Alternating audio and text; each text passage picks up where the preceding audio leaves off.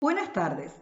En este video vamos a introducir un nuevo concepto muy relacionado con herencia, la redefinición de métodos.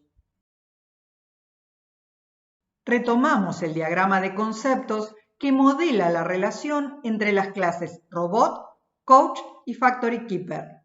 Coach y Factory Keeper especializan a la clase Robot.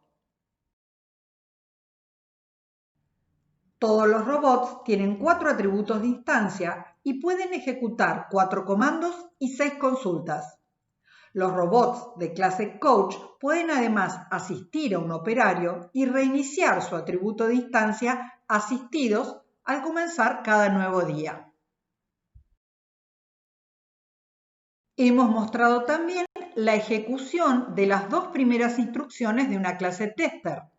Recordemos que la instrucción Super en la clase Coach invoca al constructor de la clase Robot.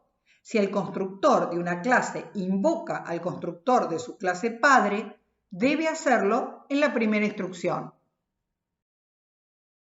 La siguiente instrucción envía el mensaje toString al objeto ligado a la variable R. Se ejecuta entonces la consulta toString definida en la clase Robot. Retorna la concatenación de los valores de los atributos.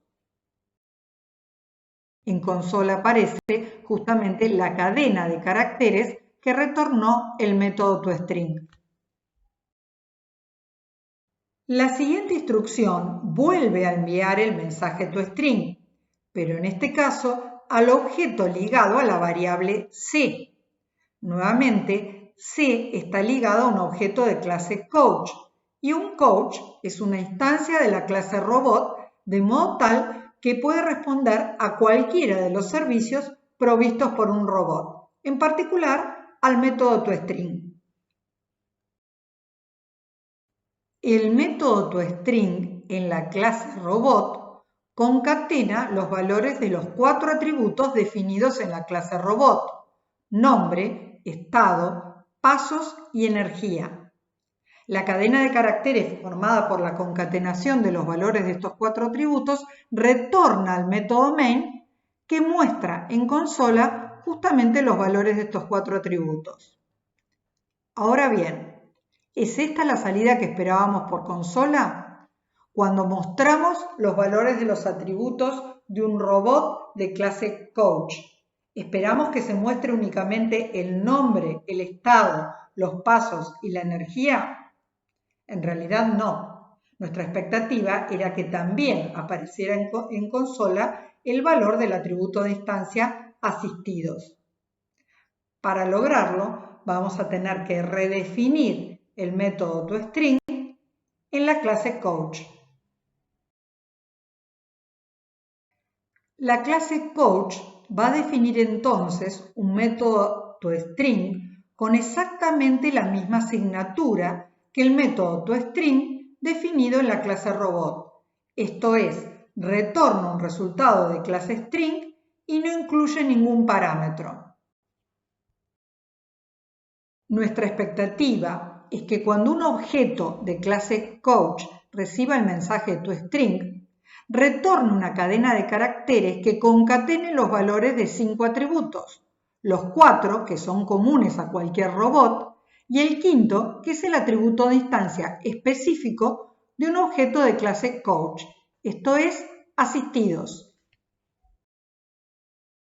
El método toString de la clase Coach envía el mensaje toString a la clase Robot. Esto es, la palabra reservada Super, utilizada en la clase Coach, nos dice que el método toString va a ser recibido por la clase padre de Coach. El resultado que retorne se asigna a la variable local S de clase string. ¿Qué valor debe retornar el método toString de la clase Coach? Los valores de los 5 atributos de instancia que caracterizan a un objeto de esta clase concatenados. Es decir, la cadena de caracteres que acaba de asignarse a S concatenada al valor del atributo de instancia asistidos. El método toString en la clase coach redefine al método toString definido en la clase robot. Cuando el objeto ligado a la variable C reciba el mensaje toString, Java busca como siempre un método con ese nombre dentro de la clase del objeto, en este caso coach. Ahora existe una definición del método toString en la clase coach. Por lo tanto, este es el servicio que se ejecuta en respuesta al mensaje y en consola aparece la concatenación de los 5 atributos de instancia que caracterizan a un objeto de clase coach.